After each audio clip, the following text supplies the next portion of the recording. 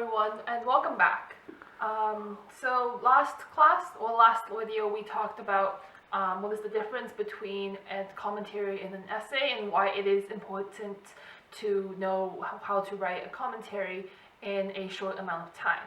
So now that we've established that this is a very important skill, now this class I'm going to talk about what does it mean to write a commentary, how that can be organized, and how you can prepare yourself for commentaries.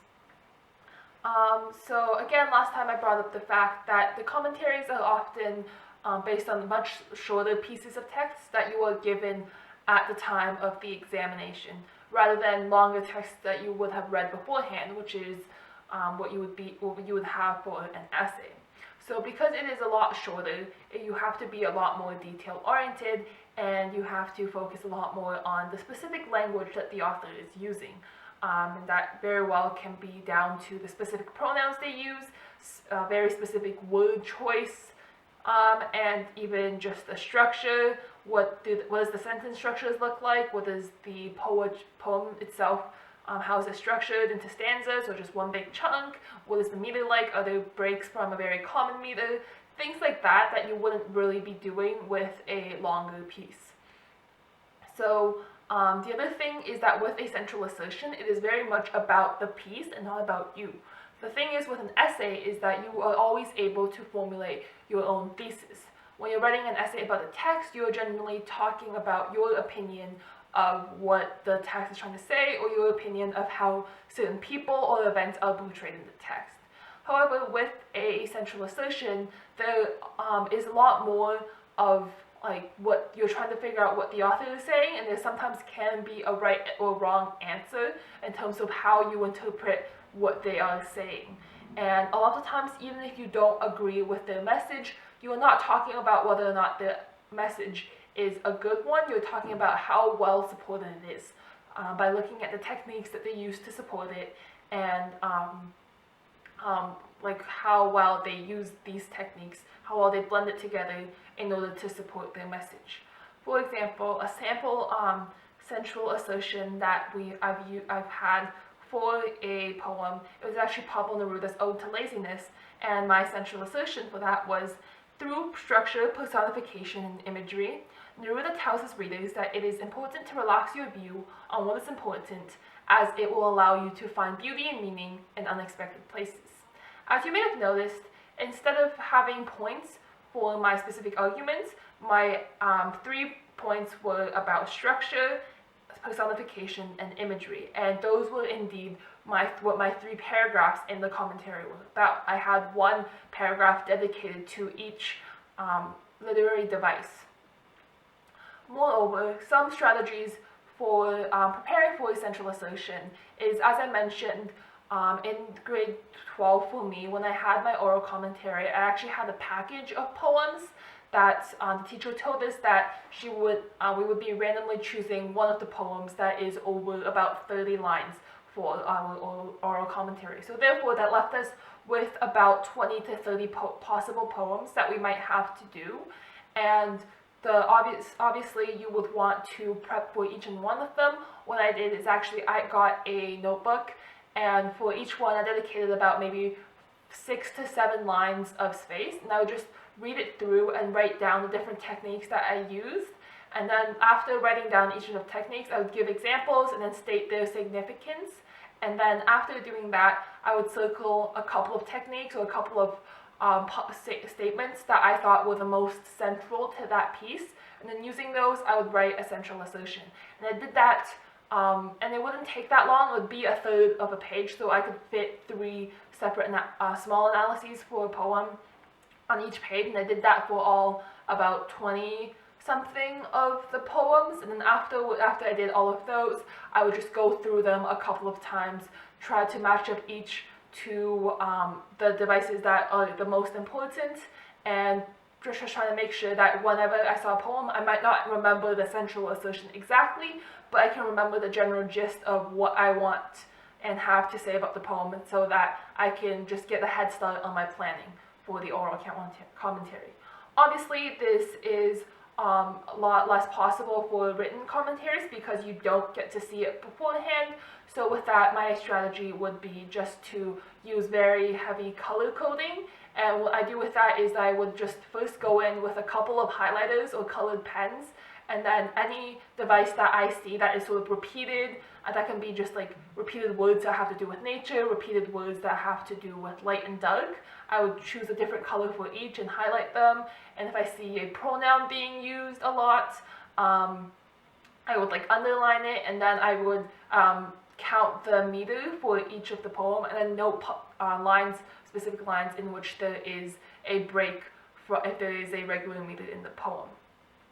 So after that, after I do a very detailed analysis of all the techniques that are being used in the poem, I write them all down at the bottom, and I start to think about what each technique might be used to do. For example, if you notice a couple of breaks in the poem, maybe those would generally be very important statements or parts where there is a transition in the poem maybe, and there's other similar patterns with different devices. Obviously, if you have a lot of nature imagery, you look at if it's like being contrasted with human imagery, or if it's just by itself to create some beauty, or is it creating contrast, things like that, right? And then once you have the separate bits, you can synthesize them into a central assertion just by looking at how do the different pieces fit together. And then once again, after you arrive at a central assertion, you then think about how you can support your central assertion and anywhere from 2 to 4 arguments or paragraphs. So then it's almost a technique where you start from the very small bits, and then you draw a big conclusion from it, and then you go back to the small bits. Sometimes you look at how the literary devices can be split up. Sometimes you look at how the central assertion itself can be split up. And you also, in either case, you're going from small to big to small again. This is actually very different from how you would write an essay. I would say usually with an essay, some people either go big to small or they go small to big, but they don't do small to big and then back to small. They don't do the dual process of it, but that is required for a commentary. So for example, for me personally, for essays, I like to go from small to big. So I would like to, when they give us an essay topic, I would like to think about a lot of individual events, characters, things in the book, themes that have to do with that topic. I would just write them all down and then see, after I write them all down, how they can be organized into groups of ideas and how each of those groups of ideas can be put together to make a larger argument. So that's going from small to big. Some people do like going from big to small, where they have a thesis at the very beginning and then they break it down into parts that they can use to argue your main thesis and then look for specific evidence. That is up to the discretion of the writer, and it does take a little bit of experimenting just to figure out which method works best for you. For example, for a recent essay that I actually did in college, one of my thesis might have been in the Iliad. It is shown that the gods are unable to change fate, yet they still try to hold on to an illusion of power by intervening in mortal events. So the thing with a thesis in an essay is that a lot of times you will actually be breaking it down by parts of your ideas. So rather than having each of my paragraphs being about different literary devices, I actually had it about the 3 different ideas. So the first part, I talked about how we know the gods are relatively lacking power. The second one, how we know that the power of fate actually trumps the power of the gods. And then the third paragraph is about how the gods continue to interact with mortals and how they continue to try to influence the mortals' actions, even though it doesn't change anything regarding prophesied events. On the other hand, it's actually less of a mold in terms of how to structure a commentary, in that there's actually 3 different ways to structure a commentary. I'm just going to briefly go through each one of them, and then if you would like any more detail about how to write a specific type of commentary, you can reach out to me later separately, or just let me know what you would like help with. So the first one is like an essay, organizing it by idea. So this is something that you would use to prevent yourself from being repetitive. So sometimes you don't want to have multiple literary devices that prove the exact same thing, so you would want to separate it by ideas. This could also work if you happen to have a very long central assertion, so it is difficult to find any single piece of evidence that proves your entire central assertion, but if you break it down into pieces, you can prove each piece of your central assertion separately, and then therefore put it together to prove the entire thing. So that is what it's good for. The downfall of it is that it could get very cluttered because, for example, if you have literary devices that can be used to support multiple things, then you would end up having a very little structure within each of your paragraphs. So the bigger structure would be very organized, but the smaller structure within the paragraph could get very cluttered because you're constantly bringing up lots of different literary devices and lots of different pieces of evidence to try to prove what you're saying. And you just have to be careful that you don't get lost, and it really is only good when your central assertion is complicated enough for it to be broken up into three separate pieces or three separate ideas. So if it's very short, there really is no point to separating it by ideas.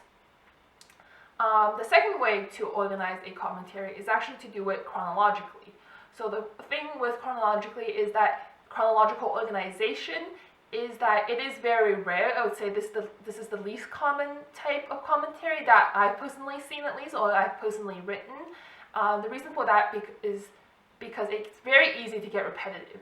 For example, if there are lots of devices that are repeated throughout the poem, and then you break it up into chunks in terms of the first few stanzas, the middle few stanzas, and the last few stanzas, you would often be talking about the same devices and the same effects and the same ideas over and over again. And because it is so repetitive, you would definitely lose marks, because you can also very easily lose the reader in terms of what you're trying to say, because there's just no sort of clear progression of how well you are arguing your central assertion. However, the benefit of this is that it can be very refreshing, and because it is so little used, it is not very commonly used, and it does work very, very effectively for a very particular kind of poem, or a very particular kind of prose. And that is one in which there is a sort of divide between the first parts and the last parts of the poem or the prose.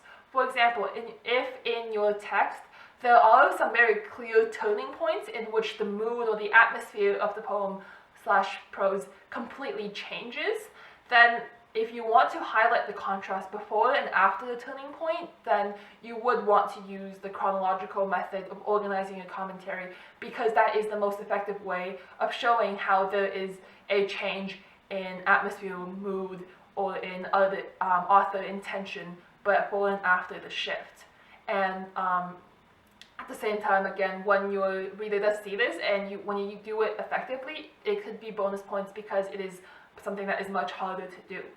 And the last way to organize your commentary, which is actually the most common way I've seen and the most common way that I've done it, is by literary device. So in the example that I gave earlier, I did use literary devices, which included structure, personification, and imagery.